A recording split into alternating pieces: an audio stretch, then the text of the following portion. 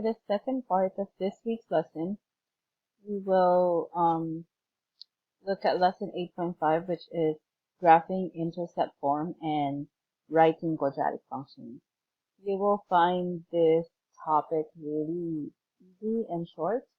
The reason why I said it's easy is because most of the information that you need if you're going to graph a quadratic function with this form are already given. So pretty much you just need to plot them on the Cartesian plane and find, maybe the vertex if it's missing, and you can already sketch the parabola for the given function. So again, our goal is to answer the question, what are some of the characteristics of the graph of f of x is equal to a times the quantity x minus p times the quantity x minus q. So first let's talk about, the format of f of x. So we have a. Remember what a is, right? It tells you whether the graph is concave up or down. Okay.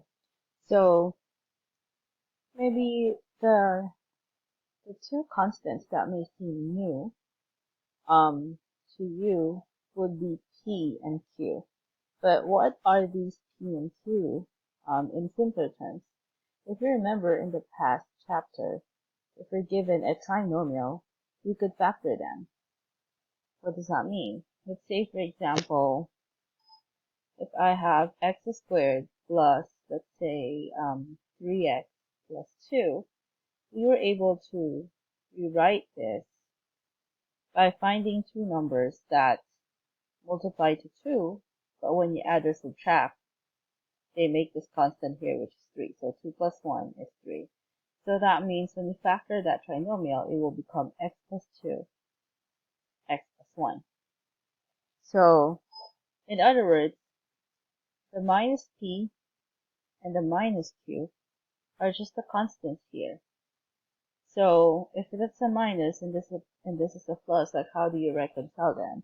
Where this means that it's the same as x minus negative 2. And the other one is x minus negative 1. So that means the values of negative p and negative q are negative 2 and negative 1 respectively.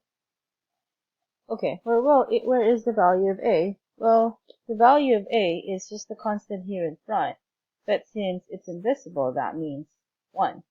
So the value of a is 1. And remember, the value of a only affects the graph of the parent function if it's more than 1 or it's a value between 0 and 1. So if a is 1, then that means the shape is the same as the original parent graph. Okay, so we're going to talk more about these type of functions, and in the next slide, we will look at how to graph them. So if you're given a function that is in intercept form, how will we graph it? Well, there is a reason why it's called the intercept form. These two factors, if you remember, when you copy them and make them equal to 0, x plus 1 is equal to 0 and x minus 5 is equal to 0, they actually give you the zeros of the function. And if you remember, I mentioned last time that the zeros of a function are just the same as its intercepts.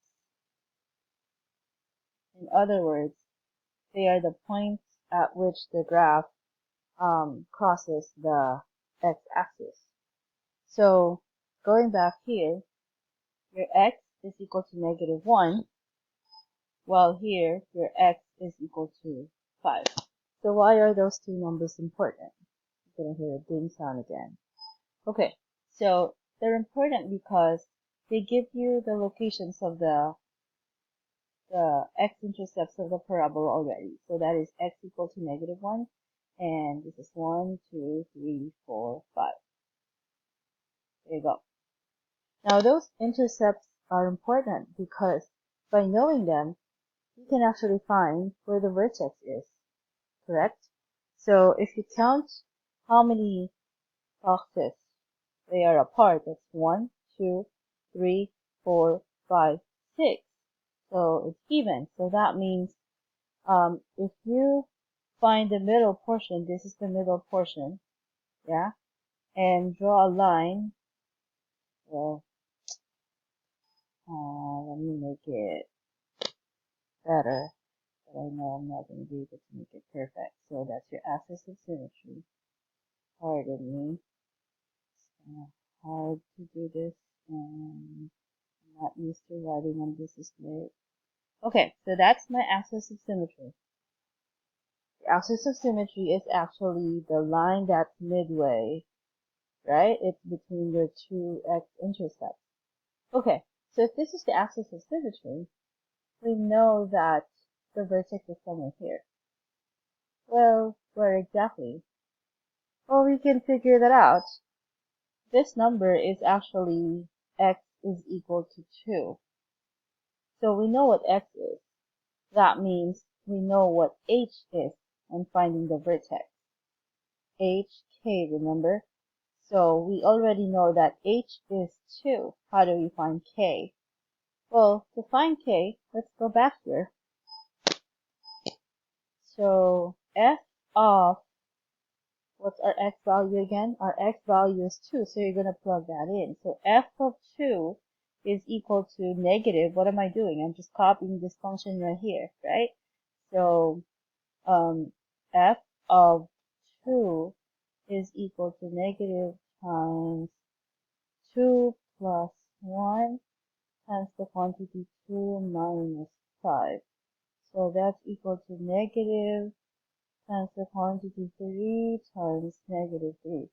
So f of negative 2 is 9.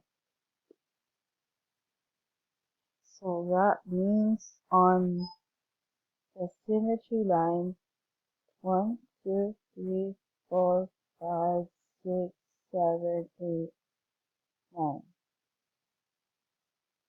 And there goes your vertex. Okay, so connecting the vertex to the two x-intercepts, you're going to have a parabola that looks like that.